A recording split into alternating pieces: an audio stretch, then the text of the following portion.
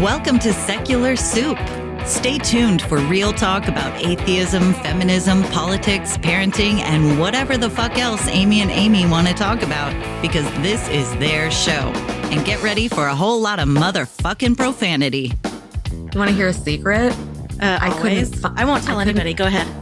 If I sit next to you, I'm going to get gonorrhea. It's going to jump into me. Just two ladies hanging out. Is it okay for me to make fun of his neck waddle if I make fun of my own neck waddle? I'm not sure. That's a real ethical conundrum. Would you know if you were born a lizard person, or can you be like adopted into the... I think you know. We're such professionals. We really are. Buckle up, bitches. It's time to have some soup. I'm Amy with a Y. And I'm Amy with an I. And we're just two blueberries floating in a bowl of tomato soup. Full disclosure, that was not actually Amy with an I, that was just me. Because this week we did yet another crossover episode with the Brand X podcast, so I am just recording this intro all on my lonesome. I don't think there's much to note in the way of housekeeping other than make sure that you check us out on the Embrace the Void podcast this week. And I think that is about it. So enjoy this crossover episode. John from the Brand X podcast interviews Amy and I, and we get into toxic masculinity, why is college so expensive, Catholics, bad week for Republicans and Catholics, all kinds of good stuff. So sit back, relax, enjoy the show. Well, hello, ladies. I guess we're doing the crossover episode. No one ever thought this would happen. I never thought it would happen. Inconceivable. It is. I have Amy and misspelled Amy here. I love that. That's good. Amy with a Y and Amy with an I from Secular Soup. Ladies, how are you doing tonight? Good. Good. Unfortunately, you can't see the lovely ladies that I can. They were so upset that we weren't doing video tonight because they had put makeup on and got all dressed up. Right. And I was like, sorry. We did our full beauty routine. I spent half an hour ripping wax strips off my face, which this is the first time I've ever done this. I should have just gone to a professional, but I thought I can save some money. And now my whole face looks like it's on fire and bleeding. So it's really gorgeous. This is how we stay pretty. I understand. It's so crazy. I see what you ladies do to stay beautiful. Mm-hmm. And every morning I wake up and I thank that big invisible sky buddy that I am a man and I don't have to go through this nonsense. Like, I don't do a thing. If I need to get, Amy's hairier than I am. Probably. Is that true? No, I'm Swedish. I don't have much hair. Okay. So for me, you should listen to the hair episode. Yeah, we did. I'll have to go back and listen to the hair episode. If I need to comb my hair, I go get it cut. That's how I am. I don't do any of that kind of nonsense. Okay, do comb my hair. Not me. All right. So when we were talking about this, I was talking to Amy with a Y earlier, and she said, well, what are we going to do? And I said, well, I think we should start off on what a bad week the Catholic Republicans are having. Ooh. Yeah. And how are they going to come to grips with all this? Because it's been a bad, bad week for Catholic Republicans. And there's a ton of them. Okay. I honestly, I don't know how, if you're Catholic, you haven't either left before this or how this is the thing that's shocking everyone. Like this has been going on for years and years. So I guess to me, this doesn't seem like shocking news because it's something that's been happening for a long time. And I don't know how people have just kept letting it go this long. I don't know. I don't know, Amy, what do you think about Catholics? Dirty, dirty papists. It's very hard for me to wrap my brain around staying in a religion that covers up egregious crime all the time. Yeah. Well, it just, I have to tell you, can't wrap my brain around that. Yeah, I was born Catholic, was baptized Catholic, First Holy Communion, penance, confirmation, all that. None of that's your fault. Well, I hear you. And I also went to Catholic school for 5 years, but then I got kicked out for being a bad boy. So for me, when I went to school, it was like mid to late 60s, early 70s. So that's when we had the real nuns that used to beat you with the rulers and stuff. I don't know if they still do that anymore. One would hope. I hope. I haven't sent my kids to Catholic school, but I would assume that they consider that the child abuse that it is now. I could be totally wrong, but Yeah. Back in the late 60s, early 70s, it was just Tuesday. Mm-hmm. So it wasn't like a big deal. And I thought, that back then that the nuns had basically beaten the faith out of me. So that being said, I figured that, I just kind of I was doing that whole thing where I didn't believe in God anymore. And I wasn't really religious. And, my mother used to say, you're always Catholic. You'll never be able to take that away. I'm like, as much as I try. So yeah, it's tough for me, and my family's still very Catholic. Mm-hmm. And I just won't go into a church. I can't until somebody does it. You tell me one other organization that would have this kind of scandal that they would not go in and completely just shut it down and start arresting people. You mean besides religion? Yes. Yeah. Oh, okay. Yeah, I can't think of it. I mean, except maybe the Trump presidency. I was going to say the Republican Party, maybe. But yeah, it's not maybe on that scale. It's what's not going the same on scale, with but yeah. Come on. Well, What else needs to be said? Well, I think I would with just the say religion, you politics get in general.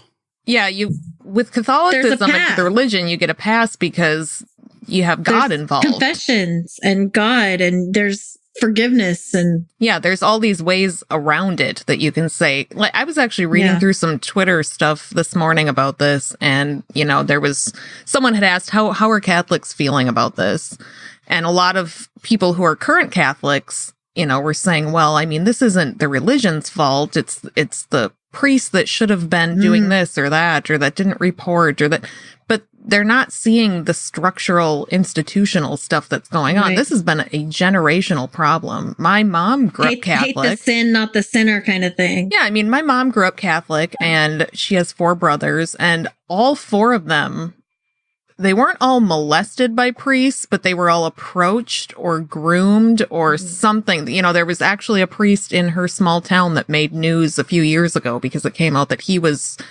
basically abusing all the boys in town.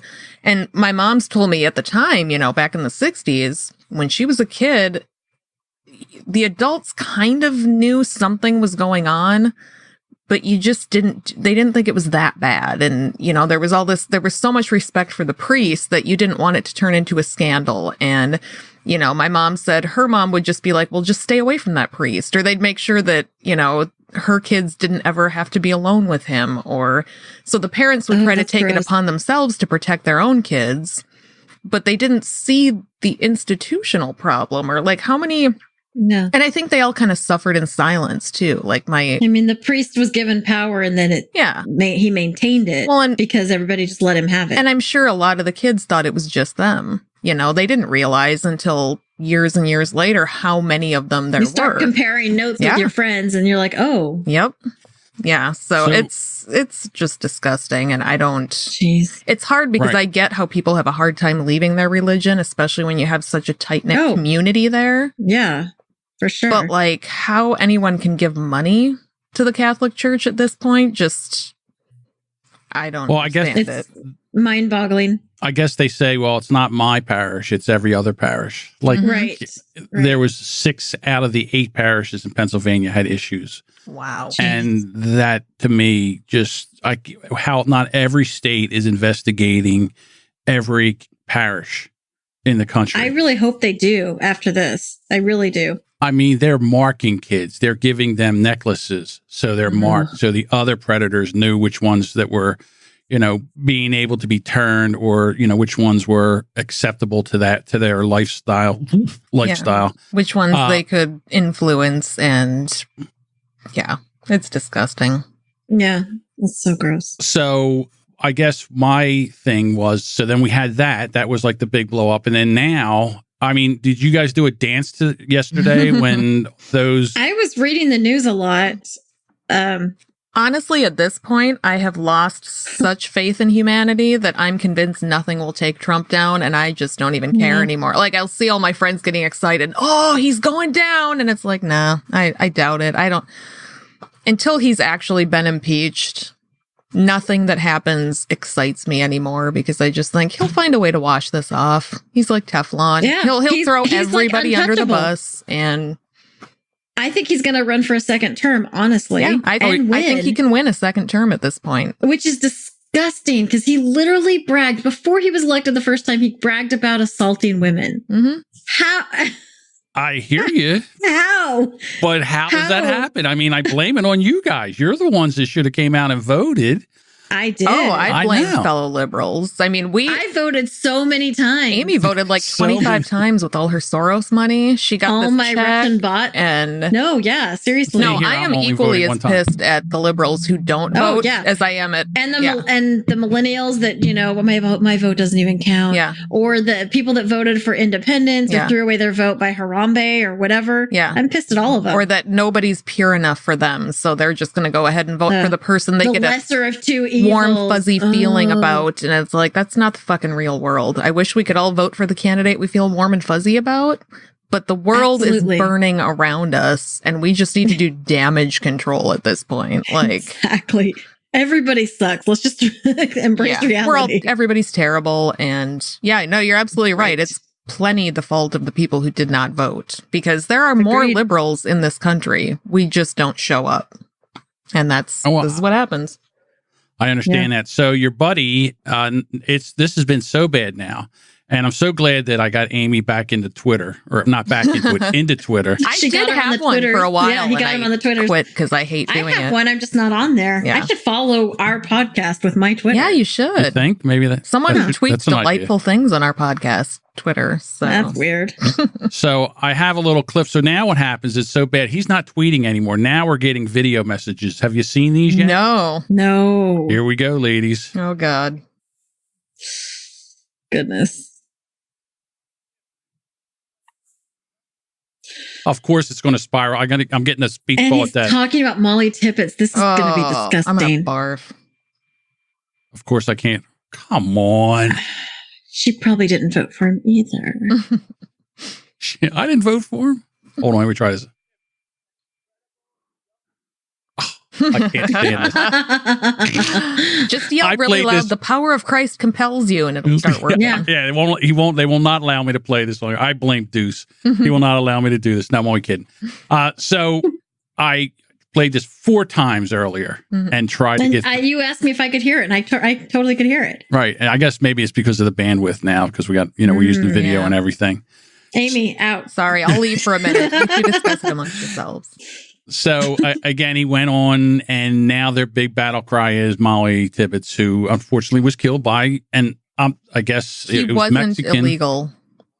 No, he was supposed to be here on a work permit, or He was working for the passed- GOP. right. And they say he faked documents to be able to. So again, this is going to be a big. But again, I really have a problem with them politicizing this murder.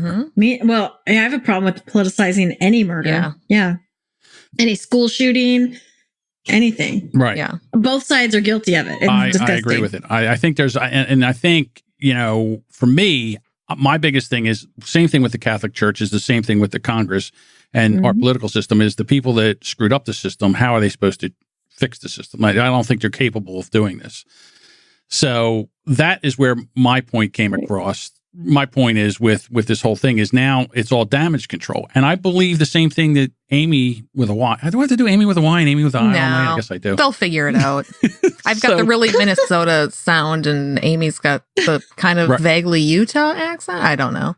I've not lived in Utah for ever. So I'm in Texas. right. I think that your point is that I don't think that they're not going to allow him to be taken down, to be quite honest with you.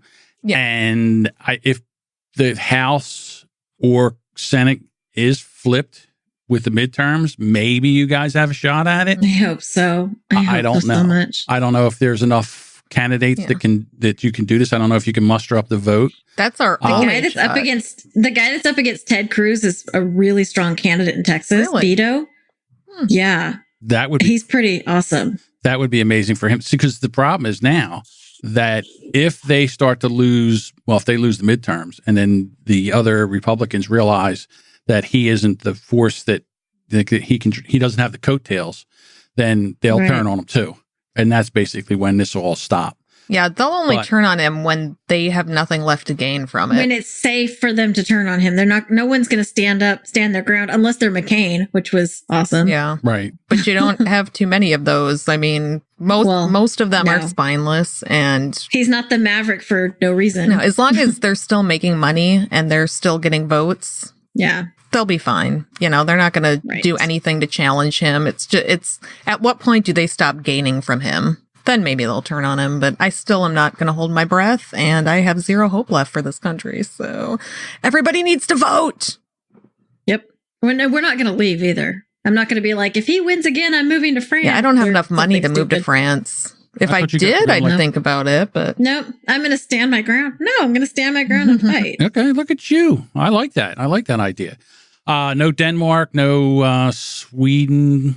I mean, maybe Switzerland. Canada. I- But that's where we sent all the. that's where we're Straight sending all white the guys. straight white guys, so we can't go there. But I would move to England in a hot second if I could. Oh, yeah. Cornwall. God, I want to live there. No, I Yeah. think I'd go to Scotland. I'm going to live in Ooh, Scotland. That's not really England then. No, No. I mean, I've it's heard Great rumors. Britain, you know. Okay. Freedom! So why send all the straight white guys to Canada? What was that all about? So they're not here because they're ruining our country. Just Yeah. all the straight white guys? Yeah. Just in general. yeah. They're just Okay. I mean, they're not all terrible. We could They're not all- issue not- visas not to all of some of them. Like you could go through a process to apply to Right. get to stay here that Amy and I would have to review ourselves. But in general, if they all just go away, then we can fix the country. So I mean, look at Well, 'cause Trump, who do you think straight voted white for guy. Trump? Paul Ryan, straight white guy. Okay. Maybe. So Just saying. what criteria would let's say for me, what criteria would I need to stay in the country under your rules? That's a tough one. You have to be quiet, That's- be Nope. be Better seen put and that in not my heard. bag. Basically, How are you at doing laundry? it doesn't do itself. yeah. I know it sucks so much. It just sits there. Mhm. I mean, everybody makes a big deal out of laundry. I just throw everything in a pile and I throw it all in there. Whites, colors, it doesn't Oh, matter. I do too. I have do a too. very diversified wash. See, the weird You know, thing is, everybody now gets that in my there. husband does, I don't care about now that. that my husband does all the laundry, he's gotten a lot more anal about it than I ever was. Like, if you don't turn your Yeah, I don't clothes care. back inside, like if I have a shirt in the hamper that's inside out, he'll lose his goddamn mind. Why don't you turn your clothes back the other way? He's so fucking weird about it. I literally don't care. I've washed pens before. I'm like, I don't care. Yeah, I just don't care. I don't care, but I just have way too many kids and no one's helping me, so I just don't care. I went to help him fold the other day. Like he's folding clothes. They're sitting on our bed in a basket and he's got some kind of system where he's pulling things out and putting them on hangers. So I take a pile and just dump it and start. He's like, what are you doing? That's not, you're wrecking my flow. I have a whole, I'm like, all right, do it Wrecking my yourself then. flow. I don't care. You He's very flipped weird. it in your household. You flipped it. Like he does the wash, he does the folding, he puts the clothes Yeah, away. you know what I did? We've been married for 17 years, and after about 15 years, I decided I hate cooking and I hate cleaning and I hate doing the fucking laundry and I'm just going to quit. And I didn't have a discussion with him about any of this. I just kind of quit one day. And he figured out that, Yeah. oh shit, we don't have any clean clothes. And oh, we haven't eaten a real meal in like a week and a half. Maybe I should make something.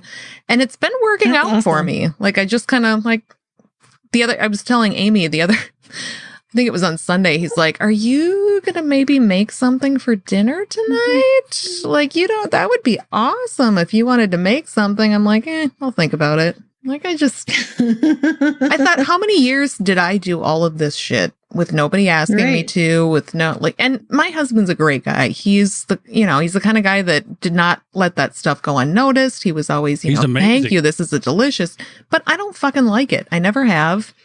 And you know what? Yeah. If we have no clean clothes left, well, we're not going to die. It's fine.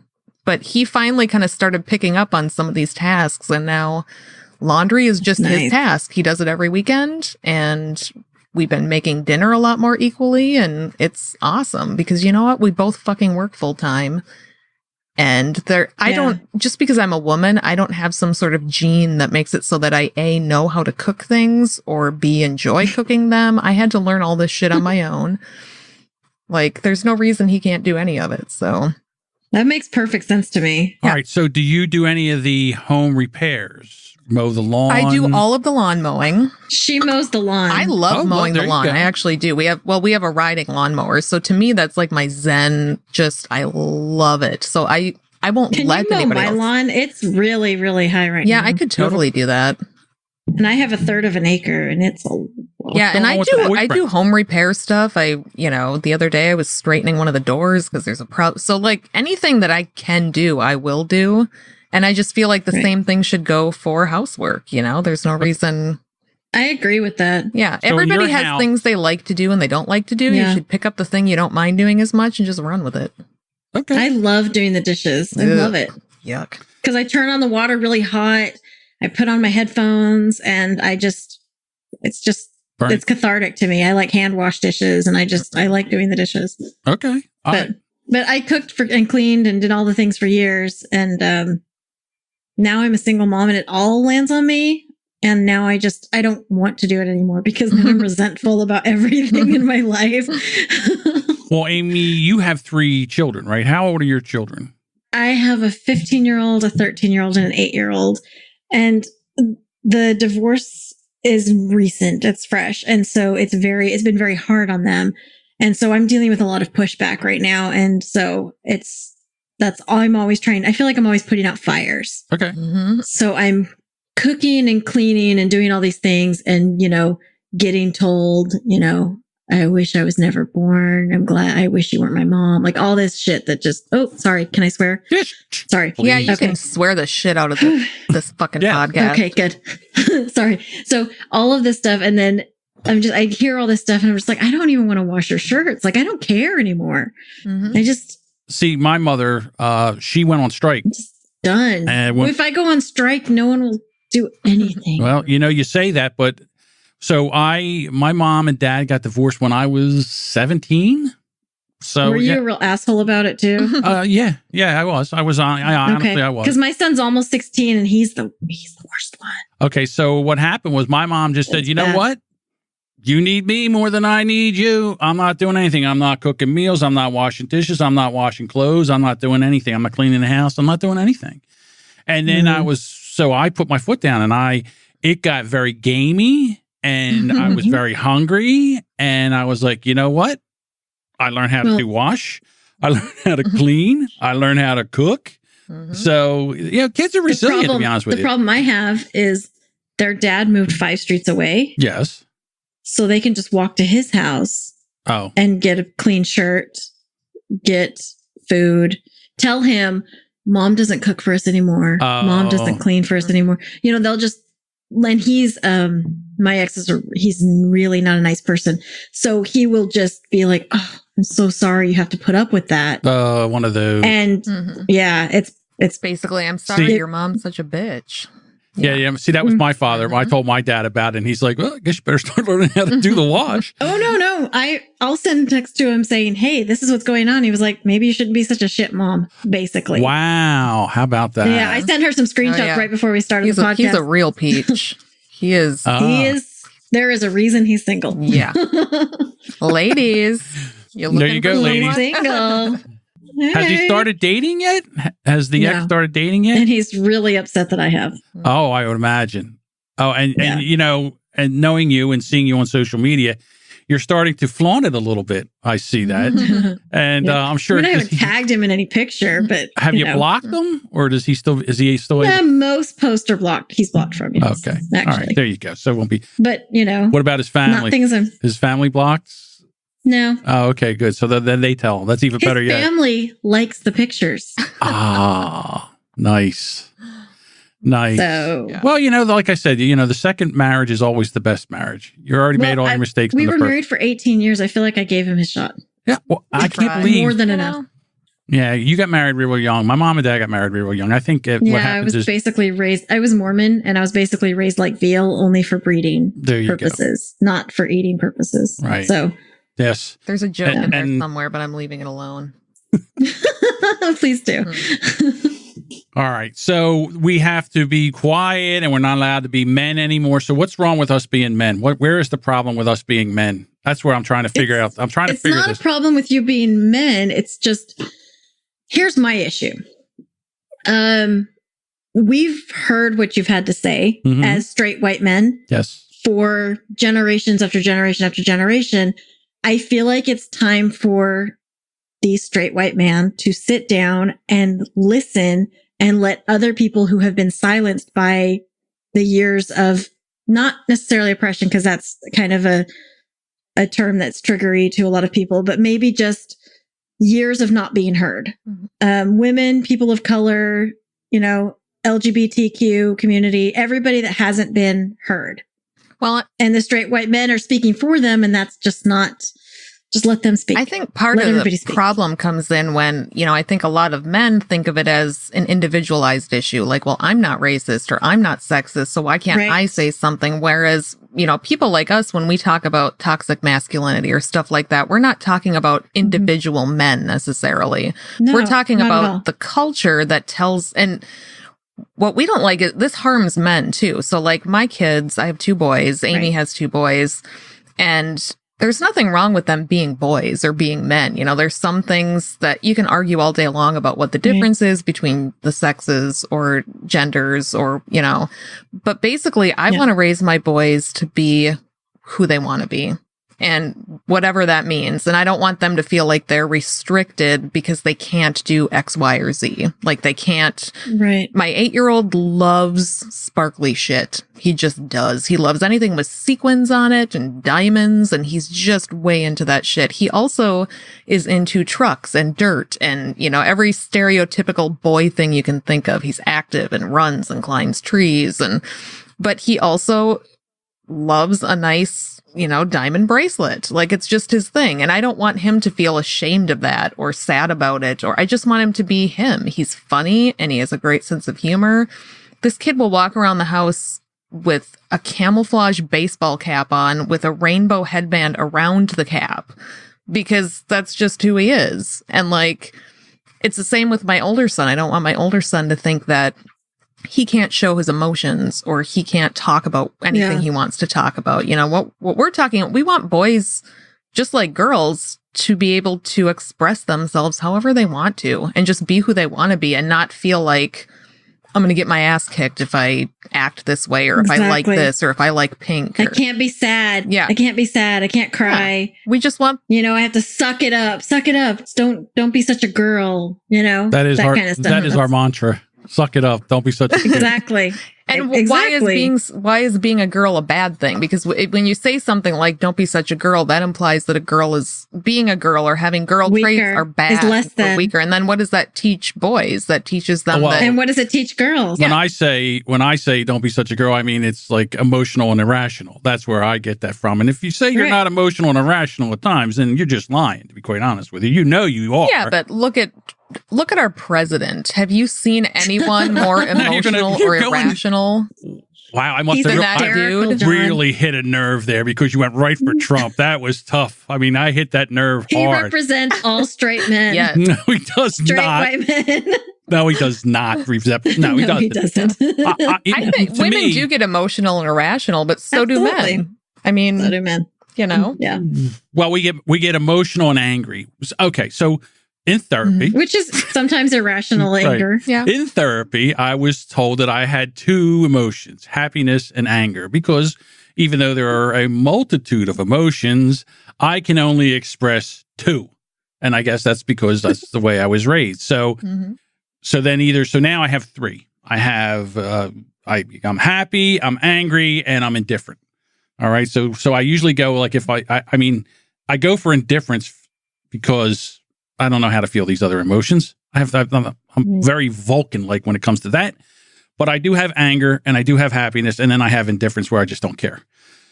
So that's is it actually indifference, or is it just I don't care. Covering up of anything else? It might be. I wouldn't be able to tell you, to be quite honest with you. Because I do that too, but that's because I was raised to not show emotions. Right. Yeah. Other than just joy, just be joyful all the time. That's but right. I'm not really joyful. So I just remove myself and I'm just pretending to be happy. Yeah. See, so what my big thing is, and what I start to feel is that I think that there's, when you say toxic masculinity, and now as women enter the workforce and they become higher up and they become managers and owners of companies and everything, I think what happens in not all cases, but in some cases where you have I think power is where you get the toxicity. In other words, it's not just gender. It's I was listening to your podcast, and Amy had a boss who was a real peach, and she hated you, even though you try to do everything right. And she was just trying, she was either fearful of your, because you have degrees and everything. She's either fearful of your talent, and she doesn't want to be replaced by you or something like that. So Oh, that was me. That was work. Yeah, that was you. Yeah, see? Oh, okay. Yeah. So in other words, where I've had the same problem because she was not my superior. But didn't she work you? She just thought she was. Okay. So there you go. So, and again, I don't think that that is just gender. I just think it's, basically when you get out in the workplace, and that's the other thing that I think, in my opinion, my humble opinion, that women are like, yes, we want to be treated equal. And we're like, okay. And then we treat you like we treat the guys. And you're like, this sucks. I don't want this. This is horrible. You don't talk to me that way. Where we talk to each other, and we do that so much, it has become so ingrained in us that we don't even, it doesn't even bother us. But I think you hit on part of it there is the ingrained part, like the way guys, and I've never been in a group of just guys because I'm not a guy, but the ingrained part, the way that you talk to each other, it may not necessarily be a good thing. When you're having when we talk about locker room talk and shit like that, and the whole Trump thing came up and it's just locker room talk. Well, is it good for guys, even if they're only on their own, to be talking about women like that? Just like if you're in a group of all white people and you're telling racist jokes, is it okay to be racist because there's no other black people around? I think that's just something we need to think more about as a culture. And it's not something you can fix right away or turn around and automatically change. But I think a lot of that goes into thinking about the ways that we talk to each other and just reflecting on it a little bit.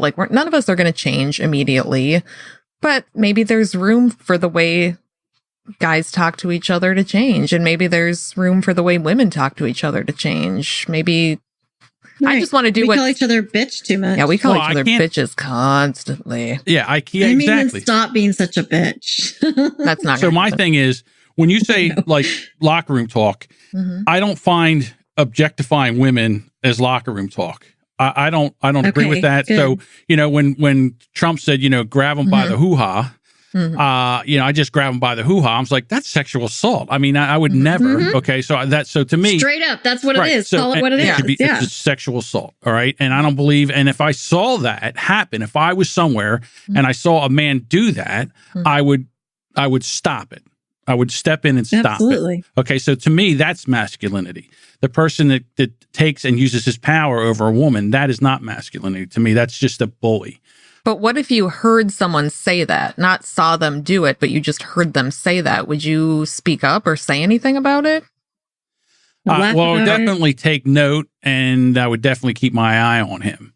I don't know if I would call him out. Yeah. I don't know if I would call him out right there at the point, because a lot of times, just kind of put it in your back pocket for future reference. Well, this guy's not really a nice guy. Well, again, he could be bragging. Maybe he doesn't have maybe he doesn't even have the guts to go up and even try something like that. Maybe he's all talk. I don't know. But again, like I said, words to me mean nothing. Actions mean everything. So for me, masculinity, if I'm talking about a masculine male, to me, a masculine male knows how to treat a woman, he's more of a protector. He's more of someone that would open a door, cook for his wife when she doesn't want to cook, do the laundry, let her mow the lawn, work in that kind of situation where you can do and change, even almost change gender roles in a way, as far as tasks. But for me, that where I don't like, just the same way women don't like to be lumped in, men don't like to be lumped in. So that's me, that's my problem. And I think that what happens is very easy for everybody. You don't have to go to Canada. Everybody, I'm allowed to stay. Thanks. I wasn't going anyhow, but I'm allowed to paint with a real wide. Everybody paints with a real wide brush, and I think what we should do is when we start painting, we got to start painting with a smaller brush. So that's where my point comes in. So, and the same thing is, I understand about more now than I ever did before, because I never really paid attention to it, but more about what's going on in this country with people of color, and more what's going on with women trying to go out in the workplace. I understand it. But again, there's a limited amount of jobs and everybody's fighting for them. And when you go out there, it's not fair. Life's not fair. And that should be actually the golden rule. That's the first rule. Life's not fair. And you kind of got to dig and claw for whatever you want. I understand why you want to be, you say, hey, shut up and listen. I think a lot of us are shutting up and listening, but we still have an opinion. And even though you don't want to hear it, we're just, I don't know how we're going to state our opinions. So that's the problem. I think you hit on something with the, when you talk about lumping people in together, none of us want to be lumped in with a group, especially when we don't think we fit what's being lumped together. And if you talk about it, like if we ignore the gender thing or the sex thing and just talk about it in terms of like racism, I was raised in a very homogenous town. There were no Black people around. But I was also raised in a family that very much taught that you judge people by the content of their character, and that, I was not raised in what I thought was a racist household at all. I have very kind, wonderful parents. And so I grew up thinking I'm not racist because I thought racism was, well, I would never say a bad thing to a Black person just because they're Black, or I would never, do this or that or the other. I wouldn't stand by if I saw a Black person getting beat up. And I assumed that's all there was to racism, was just, well, I'm a good person and that's enough. But the older I get, the more I realize that's really not enough. And that's not, we can talk about institutional racism and how the institutions in this country are set up to fail Black people. And then I have to ask myself, what can I do to make that better? Because me just existing and never talking about it, not being part of the solution, and getting angry if someone just lumps me in with other white people isn't going to help anything, really. I still feel a twinge if I get lumped in with all white people. That still kind of stings a little bit, because I'm telling myself in my head, but I'm not one of those people. I'm nice and I'm kind and I'm not racist.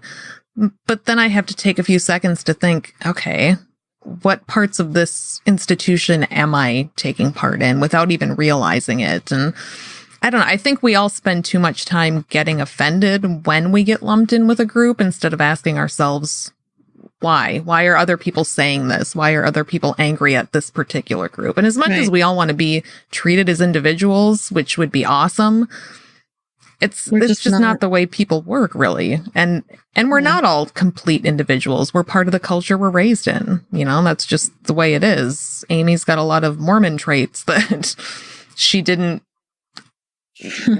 grew up with. Not gone. I have a lot of Minnesota traits because I grew up in Minnesota, and that's just how we roll. So yeah, I'm passive aggressive because of those, right? I'm not at all. So my question is, all right, so we have this big giant divide in the country. Everybody is defending their candidate and they're completely bashing the other side. Right. All right, so I'm going to ask you, do you have an idea how we as a country can actually get back to the middle again? How does that happen? Because that's where the work gets done. We elect Amy and I as co-presidents. That's the scariest. And we fix it all. Okay. No, the first thing. I'm sorry. I honestly don't know. That's a good question. I think the first thing we do is get active. Like, if we're all just sitting around watching Big Brother on TV. Is it on this? I've missed all of it. Damn it. Oh my God. I love that show, but I had to get a divorce instead. You like Big Brother? You're trash, and we need to quit doing a podcast together. I've also watched all of Jersey Shore. Oh my God. And the spin-offs. Why didn't you tell me this before we started doing a podcast? I'm offended. I'm sorry. I have to stay. I stay in touch. I keep my pulse on the millennial culture. Yeah, no, I keep my fingers on the pulse of the millennial culture. I think there's two very simple things we do. We get more active and figure out how we in our own little sphere can get active, and we fucking vote. Like, just vote. We run for office and we vote. And we have to find a way to break through the echo chambers that social media has become. Right. Everybody's starting to listen to their own news. Everybody's feeds are just reinforcing what they believe, and that's just it's nothing on damaging. The other side. It's so damaging. And I think we need to talk to people who don't think like us as much as, and there are, especially on the left, there's a lot of people who will say, well, no, you can't win over a racist, whatever they deem a racist to be, or you can't win over okay, I kind of agree with that to a certain extent because I tried. Well, and it depends on the person. I mean, I really, really tried hard to win over a Well, you have to gauge the person you're dealing with. There are some people who are not worth it, who you can just tell when you start talking to them, they're not in it to learn or to change or to be better. They're just in it to argue with you. But I have met plenty of people who are conservative or just don't think like me, who actually want to have a conversation and don't want to. Well, because they want to understand too. They want to understand what's going on in my head, and I want to understand what's going on in their head. And I think the more we can have those conversations and realize that we're not all monsters, we're just people trying to figure shit out. I mean, some of us are. Amy is for sure. But. Right. Yeah, that's true. It's true. My thing is, like, again, where I oppose you guys, well, I shouldn't say, I'm not going to speak for both of you. It's totally fine. Okay, where I oppose is like the whole democratic socialism thing scares me to death because I just don't think we can sustain it. I don't think we have enough worker bees to sustain that. That's my biggest problem. And where does it come from? And then how do we afford the military that we currently have? Listen, if it wasn't we're for in debt to so many countries. I understand that. Pretty soon China's just going to walk in and take the keys because they're going to own the country because we've borrowed so much money. And then we'll all be worker bees. Then we'll all be worker bees. It won't make much of a difference. But the problem is, I wouldn't even care about any of this crap. I would just sit around and watch it all burn down. The only problem was, like you, I have children now, and now I have to pass this world off onto them. So apparently I got to figure out how to keep this thing going for another 70 to 80 years. That's the problem. Right. Even when I'm gone, I have to be able to somehow keep it going for them. So for my point is that, I mean, I understand. Well, if I was elected tomorrow, if you elected John as president tomorrow, the first thing I would do is I would take all the money out of politics. I would take all the super PAC money, all the that would be so huge. The lobbyists, all that stuff, that would all be gone because you cannot. I cannot have somebody stacking the deck. When you're playing, you want a fair game. And that's what I want. I want a fair game. So if you don't have an interest or you don't have a dog in a fight or you're not making money from it, then I think you can govern the people. That's the first thing I would do. That's fair. Absolutely. The second thing I would do is I would completely overhaul this education system we have because I am sick and tired of seeing kids that come out of school and they can't even make change. They can't even figure. I went to the coffee shop the other day. It was I forget, it was like $6.17, and I gave him $11.25. And you would have thought that I asked him to do a physics problem. He sat there and looked at me, and I was like, okay, give me a 5 and give me whatever. It's just it. I mean, it was crazy. And my kids are the same way. I'm like, why? What am I paying for? Why am I paying for this education? So I really think that and college should be free. Okay, but then if college is free, then it's the same thing as high school because everybody gets it. If everybody has a college degree, then nobody. Everybody already has a college degree. Honestly, millennials are all educated. They are the most educated generation ever. How many degrees do you have? I almost have 3. So you almost have 3 degrees. And I make $9 an hour. Okay. So how is college working out for you? You would be better off being a welder. Welders make more money than exactly. Then we should pay for secondary school so people can be welders. Exactly. There should be some form of secondary education after high school, even if it's technical school, whatever. And how much did that education cost you? Way too much. Sally Mae owns my oldest child. All right. So you spent all that money and you're making $9 an hour. Would you recommend that the rest of our children do the same thing that you're doing right now? Would you recommend a college education for the amount of money that you can make? Okay. Out of I'm 10 credits shy of my 3rd degree, and I'll give you it. You got 3 degrees towards it. Okay. So one of them is a technical degree, and that's the one that I actually make most of the money off of. Not right now. The whole $9? The whole $9 you make it from the not this job right now. Okay. Usually when I'm working in my field, that's the field I'm working in as my technical degree. Okay. So I would absolutely recommend everybody get a technical degree, but there are so many jobs in the business world that require a bachelor's degree. So, that's just even just a general bachelor's. That's just a man keeping himself in employment because this way you got to have a bachelor's degree to do anything. Trust me, I used to work in an office as a management. I have a high school degree. I have no diploma. I went to college for a year and a half. And so and they were complaining about their, or they were comparing which graduate degree was better because one went to Columbia and the other one went to, I don't know, the University of Ohio or something like that. And I was sitting there and we were talking about a problem one day and I said, I went to state school. Right. And they were talking about a problem one day and I said, well, why don't we just do this? And they're like, oh yeah, there you go. That's a great idea. And as I walked out, I went, high school diploma. And I just walked on out. You don't need, a lot of times. Exactly. You don't need it. That's the thing is the problem is that these days. But you do now. You do because, and I used to work briefly in human resources. There are so many people who want jobs now and not enough jobs for the people who want them that employers can afford to slap on must have bachelor's degree because they're going to find plenty of people out of work who have a degree.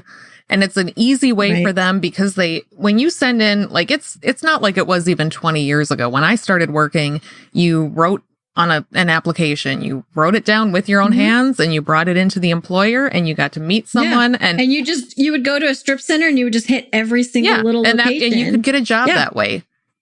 You can't do that anymore. Now, every job application you fill out is online, and those companies run those applications through some sort of algorithm and they weed out everybody that doesn't fit their exact criteria. There's no wiggle room. It pulls out keywords that they're looking for. It doesn't. And it's just with my husband and I looking for jobs in the past 5 years, it was fucking insane. The amount of jobs that we both applied for today, because obviously this isn't enough for me. And we couldn't get calls back on anything. And so it sucks because they'll be like, oh yeah, we'll totally offer you $17 an hour. Are you okay working 10 hours a week? Yeah, because I can live on $170. I'm not. I'm not okay working 10 hours a week. That's not enough. That's not enough. Part of that, I can do math. I know how much that is if I was. I don't think we're necessarily saying that college degrees are. It's not a requirement, but that's basically the baseline. But yes, employers can afford these days to say, we don't want you. If you don't have one, don't even bother, because they've got a huge enough pool to pull from. Exactly. Well, and there's not the customer or the loyalty that there used to be where you retire from a company with a gold watch because you've been there for 20 something years. It's the next generation of workers. There's so many of them and they jump from company to company, and that's just, everybody's just doing this. It's the world of the side hustle. Everybody's working 2 or 3 jobs. Everybody's doing as much as they can, and they all are overeducated for the position they're doing. Oh yeah. Everybody I know is vastly overeducated for the position they're doing. But if they didn't have that education, they'd be even further behind because they'd be competing with more. I don't know. I also had 16 years home with kids, but I also was in school the entire time. So I don't know. So if we decided to go, let's just say what you said, we'll go with from now on, your college education is free. We're just going to extend, you go from at least senior, like maybe the first 4 years. Right. So you go the first 4 years. I mean, and they stay in any school. Direction you want to go. Right. I mean, if you decided to do that, I mean, I don't know how much more that would put as far as trying to teach. But what happens is now is you have colleges where degrees are hundreds of thousands of dollars, where high school is not it's not hundreds of thousands of dollars to educate a student. It is if you go to private school. Oh, okay. Yeah, you're right there. But I'm just talking about... Well, and you're thinking the cost of what they're charging a student isn't necessarily what it actually costs to educate that student. They're charging them what they think they can get. And we're in a position now where only rich people can afford to get college diplomas. You can't afford to get one if you're... Or you go in debt to the country. To me, that's fun. I mean, we have a doctor shortage right now. We need more doctors in rural areas. What if we could send my kid to school and I didn't have to worry about coming up with the money to send, because he's never going to go to college if I have to pay for it. But if he could just go and be a doctor and not be in debt for the rest of his life, we would have more of the healthcare providers that we need, because we'd have more people willing and able to do it. I also have a theory. I don't know how controversial this is. This is probably the right place to air it out. Let's hear it. I love these things. Okay. So my theory is one of the reasons that healthcare is so expensive has to do with the fact that doctors have to charge so much because they start out their careers $200,000. Oh, yeah. They not only have to charge, $350 an hour, whatever their hourly rate is or whatever they're charging just to cover their bottom line, but also because they have this massive payment that's probably bigger than their mortgage every month. Mm-hmm. Well, like my husband would have been a phenomenal doctor or nurse practitioner. He's got the personality and he would have been excellent at it, but he couldn't go. His parents couldn't afford to send him to college. There was no way. Right. But he could Mine couldn't think either. of how much good he could be doing right now, and the taxes that he could be paying with the income that he would be getting and the money that he would be putting back into the economy, because we actually would have some disposable income. That would be better for everybody. I know, right? Like, that's what helps the economy, is more people having more disposable income. Means you can buy another box of macaroni and cheese. Exactly. Or some more facial waxing strips. Give some of that. I can't even, I'm not even on that level yet. But yeah, the situation we're in now is that we just have this elite group of rich people hoarding all the fucking money while the rest of us suffer. And to me, that's fundamentally unfair. And there's got to be a better way. Well, that's where we disagree, because I understand that, that there's still, you are afforded the same opportunity. You might not have the money, and your parents might not have the money, but there's other ways. We're not afforded the same opportunities at all. We're just not. I don't know. I disagree. That's where we disagree. Ivanka Trump and I. Yeah, we do. Ivanka Trump and I did not have the same opportunities. Well, we just didn't. Not just that. I mean, I was taken as a child and told my entire life that this is just my personal experience, that my only purpose was to have babies and get married and all of that. So I got married super young. I started having babies super young. I was home with kids for a very long time. I did start going to school because I can't stay at home. I'm not built for being a homemaker. But when I entered the workforce, I was not given the same opportunities. I was instantly, why haven't you been in the workforce for this many years? The opportunities were not provided to me. Right. They weren't. Well, again, when you come into so you're right. You decided to stay home and raise children. That to me, well, she didn't decide. It was decided for me. Okay, you didn't decide. You stayed home and raised children, whether you wanted to or not. And then you came into the workforce at a later age. Unless you were doing something that had to do with raising children, you really are starting at the bottom. You can't come in and start in the middle just because you were raising children. Yeah, but there's a lot of skills involved there's a lot of work, especially that women do, that's devalued. Plus, I've been in school for the past 10 years and I have, No, I listen, my heart breaks for you. I mean, you got all this debt, all this stuff, and you're making $9 an hour. It's not a sob story. It's just reality. It's just discrepancies. Right. Yeah. So that just has to be a scene that not everybody is instantly granted the same opportunities. They're just not. No, so there are obstacles in place of women, people of color, LGBTQ community members. There just are barriers in place that are just fixed barriers that aren't acknowledged. Yeah. And then I think where Amy and I come from is we need to figure out how do we get around those barriers so that we all actually do have an equal opportunity. Right. I mean, neither of us are afraid of working hard. If it was just a matter of working hard, that's all we do is work. I have literally, we have so many side hustles. It's not even funny. I've worked since the day I turned 16. I mean, literally the day I turned 16, I started my first job. And I've worked since then. And I'm not afraid of hard work at all. The problem is I worked at a bowling alley where the owner was actually sexually harassing me the entire time. Oh yeah. When I was a waitress, my first job, we would get grabbed all the time. But like somebody like, let's just again say Ivanka Trump, she has the ability to get the best healthcare, the best education, whatever money can buy, essentially. I can't even afford the healthcare my company offers me. And when you have those kind of resources. So I don't have healthcare. Yeah, when you have those kind of resources, you can not only take care of yourself physically, you can take care of your teeth and your dental work so that you look more presentable, so people want to hire you because you can afford contacts all the time. That's why there's all these little things that we don't think about when we say, but everybody's got the same opportunity. Well, we don't. I mean, it's just, I think just don't. My thing is that, as far as the doctor thing, if I could just talk about that for a second, my way of fixing that is saying, okay, you don't have the money to become a doctor, but we can do school, and then you can do almost like an internship or something like that where you can work in the field, and then and then that way you can work your way up into being a doctor. It might might be that kind of thing, but there's ways of doing these things. And again, we can sit here and talk about this, but a lot of times there are rules in place that stifle that. And I think in politics, not as far as being a doctor, but in a lot of other areas, there's rules in place to kind of keep the status quo.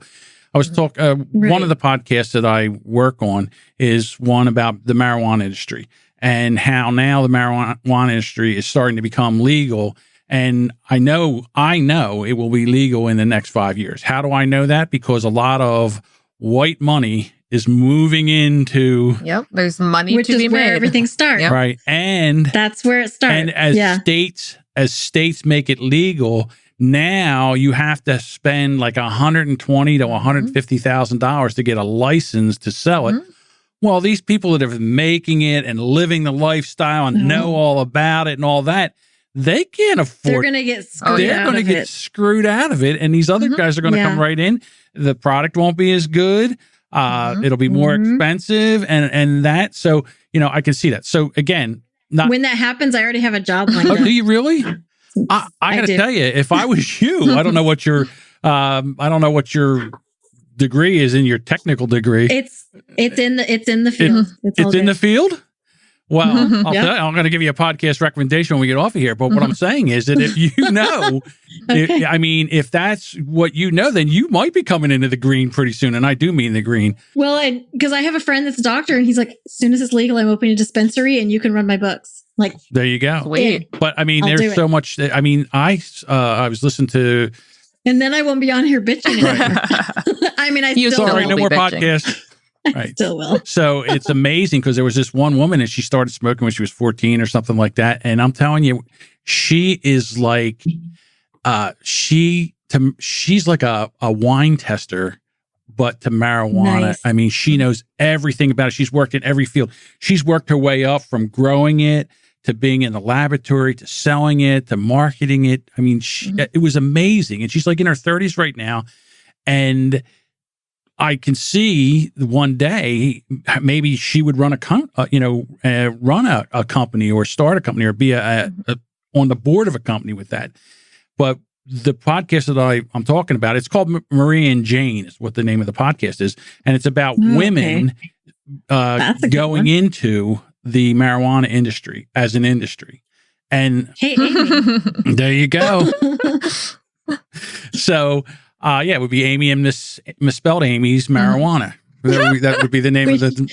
Well, we already have our LLC, so we can just put it on. My husband has been talking nonstop about how he wants to take all of our woods in the back of our yard and just grow pot. So grow pot, but he'll never get a chance to do that because it's all going to be industrialized. So we can sell it under. I'm good with that. Delightful Bitchcraft. So you guys want to be bud tenders? Is that what you want to be? That's what they're called, bud tenders. I never heard of that before. I'm pretty bad at gardening, but I'm pretty good at running my mouth. I had an opportunity to do it. Like, I haven't done it, but I have former family members on the other side of the family that did that for like a couple weeks at a time during the summer. And they were like, come on out. It'll be fun. It'll be great. You can do that. But at the time I was full-time childcare, so I couldn't. But now I don't know if I can reach out to them because they're the wrong side of the divide. So, well, just ship the kids over to daddy and say thousands of dollars at once. Ship the kids over for like 2 weeks of work. Just ship you make like $5,000. Just ship the kids over to daddy and say, you want them, you take them. I'm going to go out and be a bud tender. But they come back and they're such assholes because he just. But you'll be $5,000 richer. So right. What am I going to do with all that money? And then, they'll have mommy issues and they'll come back. It's just that whole cycle of things that kids do. Yeah, I know. It's just the waiting out. Yeah, it's the seasons. See, right now you're in the asshole season of children raising. They're all assholes. And then when they get to be 21 or 22, something happens to their brain and they turn into human beings and then they come back. That's what my mom says. Yeah. She was like, your brother was a real asshole. Well, she doesn't say asshole because she's Mormon. She says real jerk until he was about 28 and then he grew up. See? He grew out of it. You only have more than a decade to go and it'll be fine. There you go. Don't worry, Amy. It goes like this. And then I have the next one coming. Yeah. What's that? But that one's different. He's not going to, he doesn't hate me. Oh. And then I have the girl, and she's going to be worse. Oh, the girls are the worst. They are the worst. Teenage girls. She's 8 years old, and I already have to drag her out of bed because she's such a diva. And see, I just didn't bother having any girls, so I get to be the only diva in this house. She's at the stage right now. She's like, "Give me a hug." She's like, "Nope, don't touch me." I'm like, okay. My 8-year-old ratted on me to my own mother about my getting drunk the other night. So I got a phone call from my mother today where she's like, did you get drunk? And I'm like, yeah, it's all on YouTube if you want to watch it. And I just got one of those. We're going to have to go back and listen to it because I got one of those mom sighs that was just like, oh, Amy. That's how every phone call with my mother starts. Is what, were you drunk? Is that how it starts? Well, no, so it really helps with phone calls to your mom if you're drunk. Yeah. My mom, when she called, she's like, yeah, your son said, my mom got drunk for her podcast. And she said now she's just picturing him going into school on the first day and telling the teacher that. And I'm like, hey, Mom, it's better than me being drunk all the time and having it be normal to my kids, right? So it could either be mom's drunk all the time or it's such a big deal that they have to talk about it because it never happens. So I think I'm winning. But hey, Mom, wait till they get to 50 Patreons. Wait till they get to 50 patrons and then it'll be topless. I know, right? Yeah. Ooh. Amy with an eye only. She's the only one worth seeing topless, so. Not true. I mean, I've had 3 kids. Oh, man. All right. I only nursed one of them, though, so. It's all good. Really? Which one? Maybe we'll figure out why the other ones hate you. Oh, no. just the baby, because I had my tubes tied when I had her. So I knew for a fact that she was my last one. And so I made the extra effort. Latched onto every moment. Well, no, the other 2 were such traumatic pregnancies and traumatic births. No wonder the other ones hate you. I was actually in ICU following the births of my sons. So I couldn't, they told me to pump and dump for 6 weeks. Yes. Because I was in ICU. And you can't sustain that when you're in ICU and on all the medications and heart pills and all that. So no, just the youngest. Wow. Well, no. Oh, yeah. My body treats pregnancy like it's being poisoned. Yeah, that's true. It was amazing. I said if you ever got pregnant again, it would probably kill you. This one would probably kill you if you got pregnant. Well, the third one, I was told I had an 85% chance of dying. Oh, my God. But I was Mormon and I prayed about it. And I got the feeling.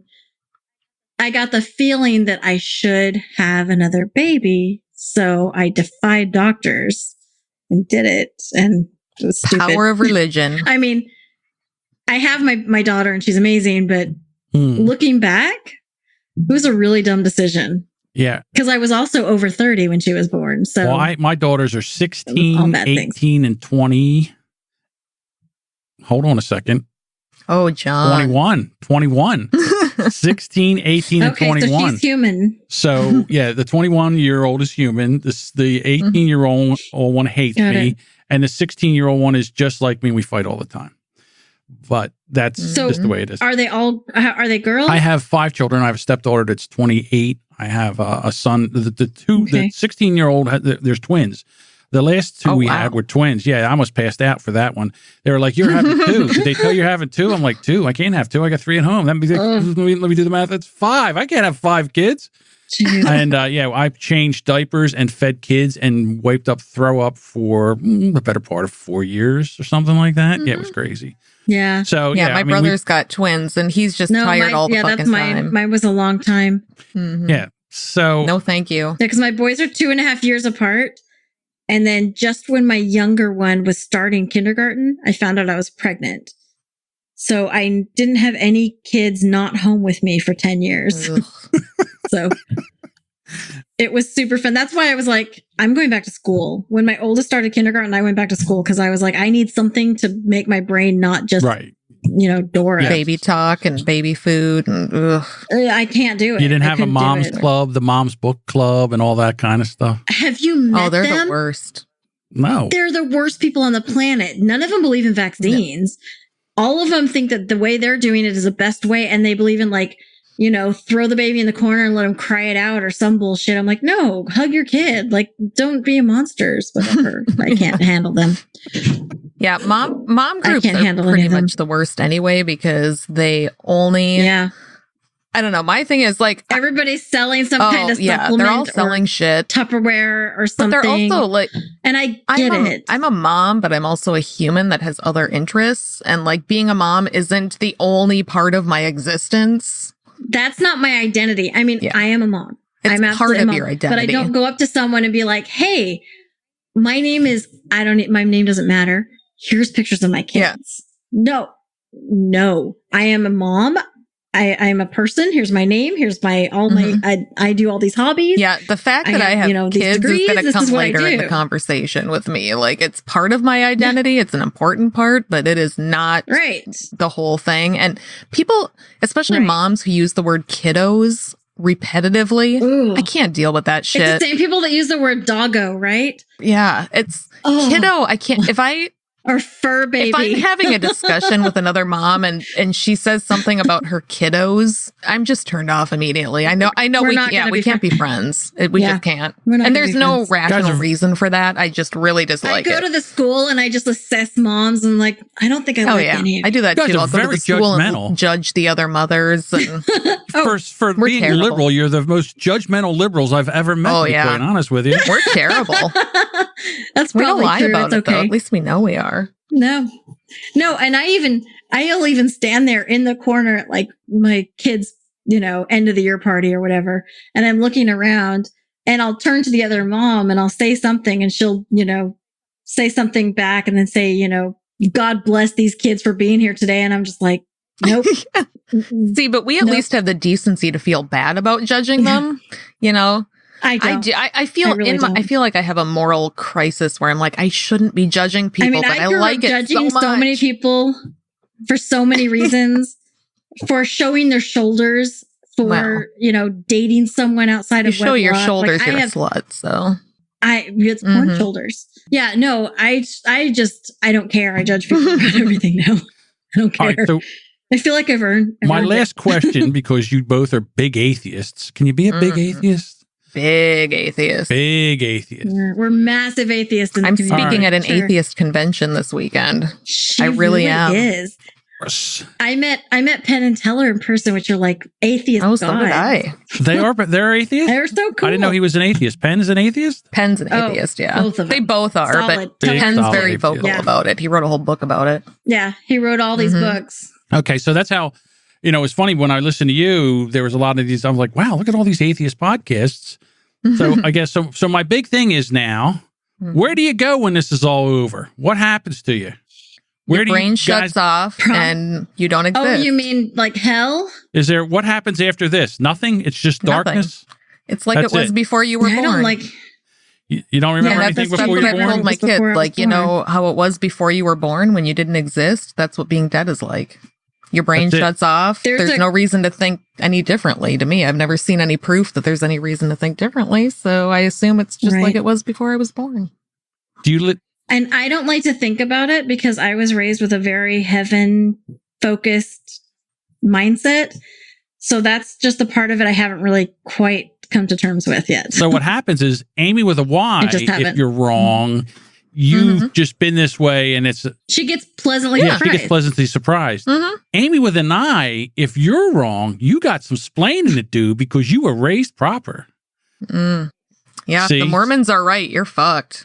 So the thing is, I basically got shunned by a big chunk of my family when I left Mormonism. As you should be. Because they equate it to Jesus standing in front of you and telling you, I'm here and I exist, and you turn your back on him and deny his existence. That's what they equate you leaving the church to. And that's what you're taught is it's the same as, and then they say Jesus standing in front of you and you turn your back on him. So I am an apostate. I am a heathen. I am not someone, I'm person non grata, and I didn't move. So I left the church 5 years ago and I didn't move. So I'm still 4 doors down from the closest Mormon. There are Mormons everywhere. In Texas? And they all just like turn their backs on me because I am not someone. I am the scarlet letter person. How about that? Well, and it's not fun. I would imagine it's not. But I basically smile at them, and then if they don't smile back, they're the bitches. Most atheists I know, including me, weren't raised as atheists. Like most of us were raised in a church or in some sort of religion. But the thing that eventually I think turns most of us is when we start thinking about, the way that most Americans think of Islam or Buddhism or any other religion, where they just look at it and think, well, that's ridiculous. If you step outside for a second and look at Catholicism that way, or, Lutheranism or anything else, the way that we look at all of these other world religions and think, oh, wait, there's no more reason that any of that makes sense than there is that Islam would make sense or Buddhism makes sense, then you just kind of go, oh shit, wait, maybe there isn't anything. That's what I did, is I just looked at it with the same critical eye that I look at everything else.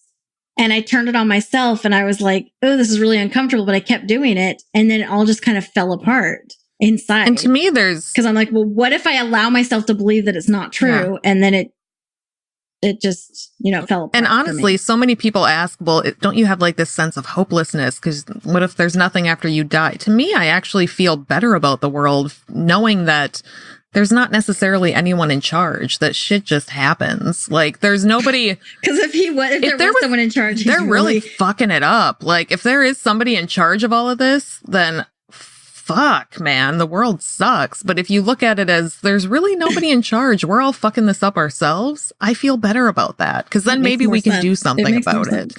But what I love about you ladies is you're the ultimate pessimist. All right, so here's my thing. I'm definitely a pessimist. All right, so here's my thing. All right, let's get religion out of the way. Let's just say religion. Okay. Please, let's take religion. Let's move it off the table. All right.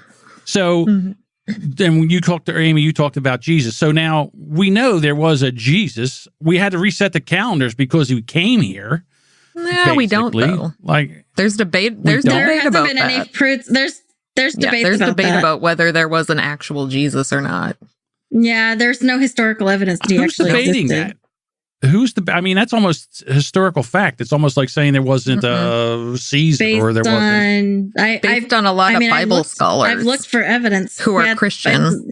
The Bible is being used to back up the Bible. It's not like. Well, I understand that. I've looked for evidence. There's not a lot of historical evidence that there's a Jesus. The flood. There's no evidence to back up the flood either. Okay, well, all right. I'll give you the flood. There's no evidence to back up the flood, but I would imagine that there's or Moses or Moses' leaving Egypt.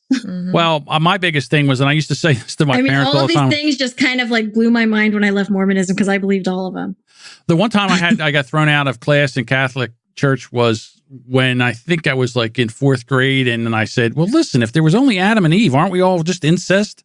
And then I had to go to the principal. Yeah, we are. And then so then again, and then they had some kind of bullshit explanation or whatever. So I'm just saying, but for me, I don't know. Well, because God changes DNA. That's what I was told. God changes DNA. Well, that's what I was told. You pretty much could do anything, to be quite honest with you. So, okay. Exactly. So you just think that it just turns off the light and that's it. Both of you. That's it. Yeah. Yeah. I mean, it's not the best thing to think. I would love to have my thoughts and everything I've built live forever, but it just doesn't seem practical. See, when I think about eternal life, I get exhausted. I just exhausted as fuck. I want this all to end eventually. Like, not right now, but I'm going to be really tired someday. And well, then you think about storage space, though, because you think about how many people have lived over the years. Mind blowing. And then they talk about, God knowing every grain of grass and every soul of every animal. Where are they going to go? Like, where do all these souls and all of these everything, like, what storage capacity? Because that's basically kind of my degrees, or the storage capacity issues. Where would they go? The moon. Like, where? I don't know. Where would they go? I don't know. I'm just listen. Right now, I'm buying all. That's my thing. Is it doesn't make logistical sense. I just saw something online where I can buy land on Mars for $35 an acre, and I'm going to go buy me a Ponderosa.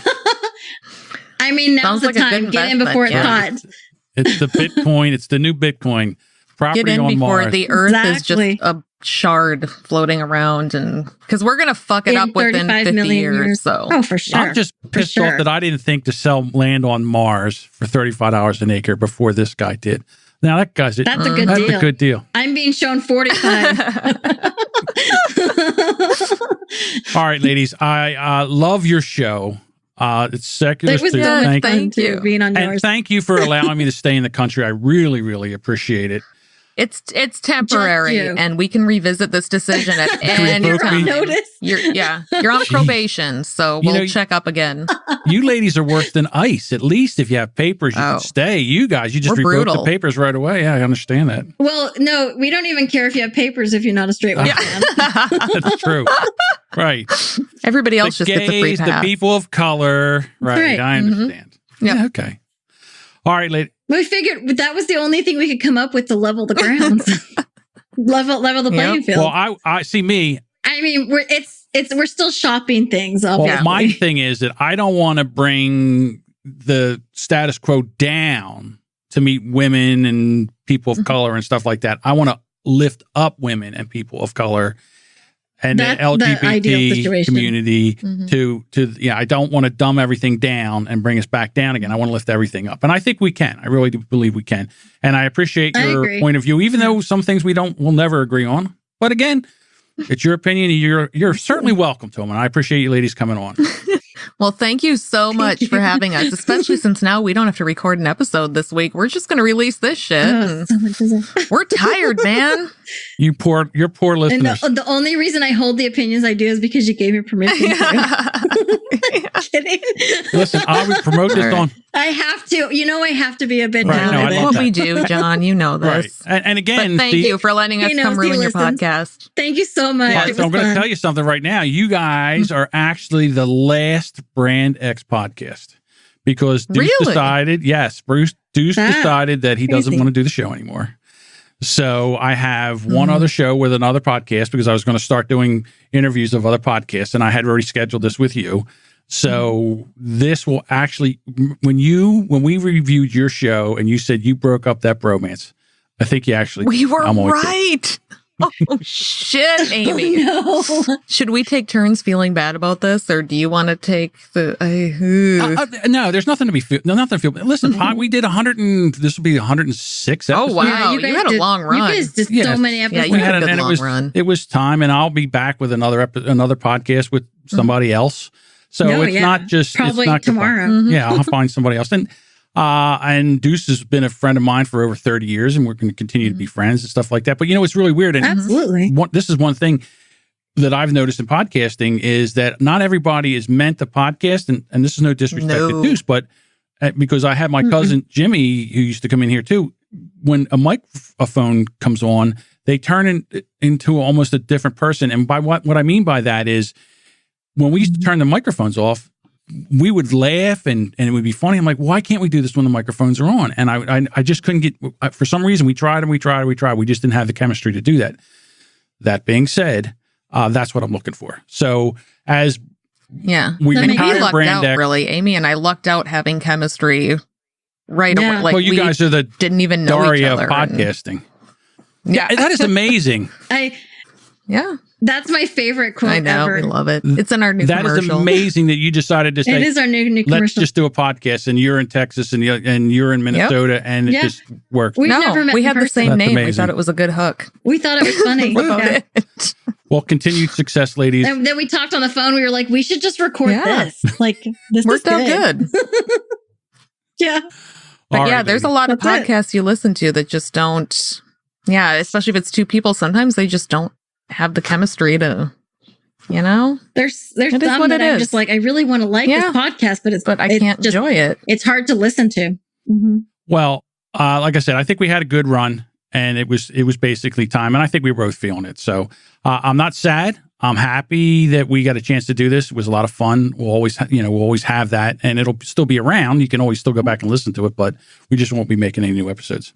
Well, we are honored to be your last episode. So. Well, thank you. And that's all we've got for now. Thanks to all our fabulous listeners who put up with us droning on week after week. If you enjoy our delightful bitchcraft, please like us on Facebook, follow us on Instagram, and send us all of your monies on Patreon. You can find us on those platforms by using the Google machine. It's not hard. This week, your donations will go to LARPing. Amy's not here to laugh at me, but totally LARPing. If you want to tell the world how awful this episode was, join our Secret Soup Talk Facebook group. If you want to tell us to fuck off personally, you can send an email to secularsouppodcast@gmail.com. Please rate us and review us on iTunes, Facebook, and wherever else you can review things like this. It will help us spread the soup gospel far and wide. And hey, tell your friends. As always, we'll leave you with the vocal stylings of Mr. Eli Bosnick. Secular soup creed. Soup is the ultimate virtue. It's delicious, nutritious, patriarchy smashing, racism fighting, warm and fuzzy, human affirming, fun having, anti-theist, glitter-throwing, tummy-satisfying pair of new shoes fulfilling, diversity-seeking happiness. Minestrone, beef and barley, chicken broth and split pea, gazpacho, tomato, clam chowder and potato, chicken noodle, beef noodle, egg drop and ramen cup, miso, gumbo, leek and pho. Grab a bowl and taste the magic. Slurp even this.